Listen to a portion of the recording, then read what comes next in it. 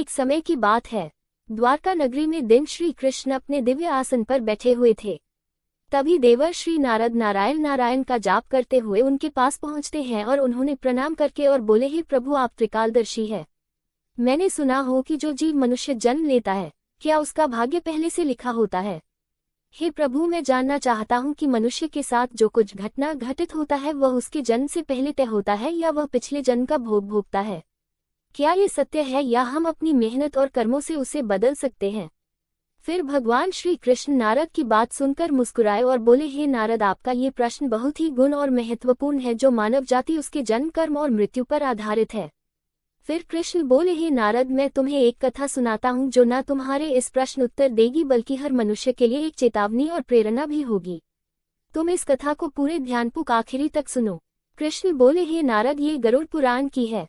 जो ये कथा को आधा अधूरा सुनने की गलती करता है उस पर भारी संकट आती है, क्योंकि आधा अधूरा ज्ञान हमेशा विष के समान होता है। कृष्ण बोले, हे नारद, इस कलयुग भरी संसार में जो मनुष्य इस कथा को पूरे ध्यानपूर्वक आखिरी तक सुन लेगा और समझ लेगा, उसका इस संसार से सभी पाप, कर्म, क्रोध, मोह से मुक्ति मिलेगा। फिर नारद बोले, हे प्रभु, मैं उस कथा को पूरे ध्यानपूर्वक आखिरी तक सुनूंगा। आप उस कथा को निश्चित हो सुनाएं। फिर श्री कृष्ण ने नारद को वह कथा सुनाते हैं। श्री कृष्ण बोले, हे नारद, प्राचीन काल में एक विशाल और समृद्ध राज्य था जिसका नाम अक्षयपुरी था। उस राज्य का शासक राजा रत्नधर था। राजा रत्नधर अत्यंत धर्मात्मा और न्यायप्रिय था। वह सदैव अपने राज्य की प्रजा के कल्याण के लिए काम करता था और धर्म का पालन करता था।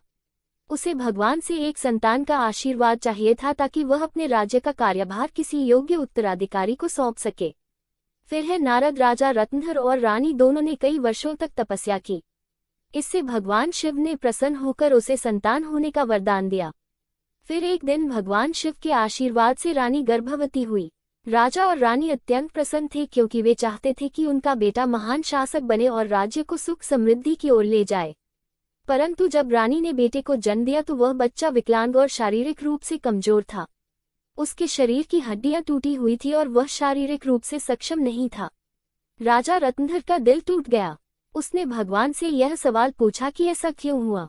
तब राजा रत्नधर ने भगवान श्री कृष्ण से मिलने का निर्णय लिया और उन्हें अपने दुखों को साझा करने के लिए वहां पहुंचे।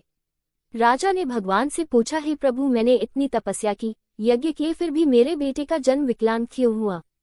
मैंने भगवान शिव से आशीर्वाद लिया था, लेकिन ऐसा क्यों हुआ? क्या यह मेरे भाग्य में पहले से लिखा हुआ था? फिर श्री कृष्ण मुस्कुराए और कहा, हे राजा, तुम सही कहते हो कि तुम्हारा पुत्र विकलांग जन्मा है। क्या तुम जानते हो कि तुम्हारे पुत्र का जन्म इस प्रकार क्यों हुआ? ये तुम्हारे द्वारा किए गए पूर्व जन्मों के कर्मों का फल है। ये तुम्हारे पिछले जन्म के कर्मों का परिणाम है जो तुम्हारे भाग्य में लिखा हुआ था। लेकिन इसका का कारण यह नहीं है कि तुम्हारा भाग्य पहले से निर्धारित था।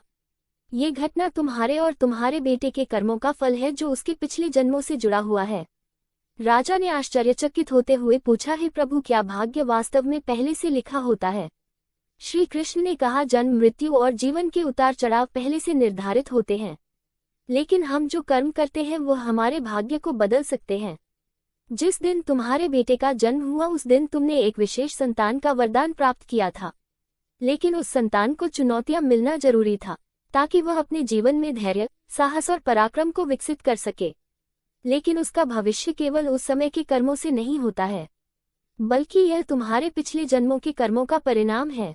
श्री कृष्ण ने राजा रत्नधर से कहा, हे राजन, भाग्य और कर्म में बहुत गहरा संबंध है। हमारे कर्म ही हमारे भाग्य का निर्माण कर है। यही कारण है कि हमें जीवन में अपने कर्मों को सदैव धर्म और सत्य के मार्ग पर रखना चाहिए। श्री कृष्ण ने कहा, हे राजन, जो कुछ भी तुम्हारे जीवन में घटित होता है वह तुम्हारे पिछले जन्म के कर्मों का परिणाम है। यदि तुम्हारा बेटा विकलांग जन्मा है तो यह उसकी आत्मा के पिछले जन्म के कर्मों का फल है। जब तुम एक पुण्य आत्मा के रूप में जन्म लेते हो तो तुम्हारे जीवन में कठिनाइयां और संघर्ष जरूर होंगे, क्योंकि इस दुनिया में हर आत्मा को कुछ न कुछ कष्ट भोगना पड़ता है ताकि वह अपने पिछले कर्मों को समाप्त कर सके। लेकिन याद रखो, तुम्हारे बेटे के जीवन में जो कठिनाई है वह उसकी परीक्षा है। यदि वह धैर्य और साहस से इन कठिनाइयों का सामना करता है तो वह अपने भाग्य को बदल सकता है। एक दिन वह वही कार्य करेगा जिसकी कल्पना तुमने अपने जीवन में की थी। मित्रों, फिर राजा रत्नधर ने पूछा, हे प्रभु, क्या मैं और मेरे पुत्र अपने भाग्य को बदल सकते हैं? श्री कृष्ण ने उत्तर दिया, बिल्कुल, तुम दोनों ही अपने भाग्य को बदल सकते हो। तुम्हारे बेटे के जन्म के समय जो विकलांगता थी वो उसके कर्मों का फल था, लेकिन उसका भविष्य तुम्हारे अच्छे कर्मों पर निर्भर करता है। यदि तुम उसे साहस, धैर्य और आत्मविश्वास से भर दोगे तो वह अपने भाग्य को बदल सकता है। तुम्हारे अच्छे कर्मों के परिणाम स्वरूप वह एक दिन महान बनेगा और राज्य का भार संभालने में सक्षम होगा। मित्रों, फिर भगवान श्री कृष्ण ने आगे कहा, भाग्य एक चक्र के समान है जो कर्मों के आधार पर घूमता रहता है। जब तुम अच्छे कर्म करते हो तो तुम अपने भाग्य को सुखमय बना सकते हो। फिर आगे श्री कृष्ण से राजा रत्नधर ने कहा, क्या भाग्य निश्चित रूप से पिछले कर्मों से जुड़ा होता है? श्री कृष्ण बोले, हाँ, लेकिन उसे बदलने की शक्ति तुम्हारे हाथों में है। यदि तुम अच्छे कर्म करते हो तो वह तुम्हारे भाग्य को भी सुधार सकते हो। साथ ही भक्ति, साधना और सेवा से भाग्य बदला जा सकता है। भगवान की भक्ति से ईश्वर को प्रसन्न करके हम अपने भाग्य को बदल सकते हैं। अगर तुम अपने पुत्र को साहस और आत्मविश्वास से जीवन के संघर्षों का सामना करने की शिक्षा दोगे तो वह अपने भाग्य को बदल सकता है। राजा रत्नधर ने भगवान श्री कृष्ण की बातों को पूरी तरह से आत्मसात किया और अपने पुत्र को शिक्षा देने का संकल्प लिया। उसने अपने पुत्र को कठिनाइयों के बावजूद साहस और विश्वास के साथ जीवन जीने की प्रेरणा दी। समय के साथ उस विकलांग पुत्र ने अपनी आत्मविश्वास और कठिनाई से लड़ते हुए समाज में महत्वपूर्ण स्थान प्राप्त किया। उसकी संघर्ष और साहस ने राज्य में उसका सम्मान बढ़ाया। कृष्ण बोले, हे नारद, तुम ये समझो कि भाग्य एक निरंतर प्रक्रिया है जो कर्मों के आधार पर बदल रहती है। जो लोग जीवन में अपने कर्मों को सुधारते हैं और भगवान की शरण में जाते हैं उनका भाग्य भी बदलता है। ये केवल कर्म ही नहीं है बल्कि यह जीवन के संघर्षों और कर्मों का परिणाम है।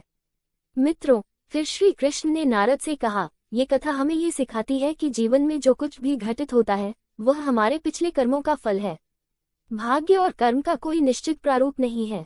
हमारा कर्म हमारा भाग्य को बदल सकता है। मित्रों, गरुड़ पुराण हमें सिखाते हैं, यदि हम अच्छे कर्म करते हैं और सत्य की राह पर चलते हैं और ईश्वर के ध्यान करते हैं तो हम अपने जीवन की दिशा बदल सकते हैं। फिर श्री कृष्ण ने नारद से कहा, हे नारद, ये संसार कर्मों का दर्पण है। जो जैसा कर्म करेगा वह वैसा फल भोगे। मनुष्य को यह ध्यान रखना चाहिए कि माता पिता की सेवा, दूसरे की सहायता और ईश्वर का ध्यान ही सबसे बड़ा धर्म है। जो मनुष्य अपने पिछले जन्म में किसी के साथ पाप किया है, किसी को कष्ट दिया है, उसे न केवल नरक में भयानक यातना मिलती है बल्कि वह जन्म जन्मांतर तक उस भोग भक्ति है। लेकिन जो अपना कर्म सुधार है वह इस चक्र से मुक्त हो सकता है, क्योंकि यह संसार एक अवसर है। धर्म, सेवा, सत्य ही मनुष्य का जीवन है। मनुष्य के ये समझना चाहिए कि मृत्यु के बाद के उसके अच्छे कर्म ही साथ जाते हैं। मित्रों, ये कथा हमें ये सिखाती है कि हमारे भाग्य पिछले कर्मों का फल है।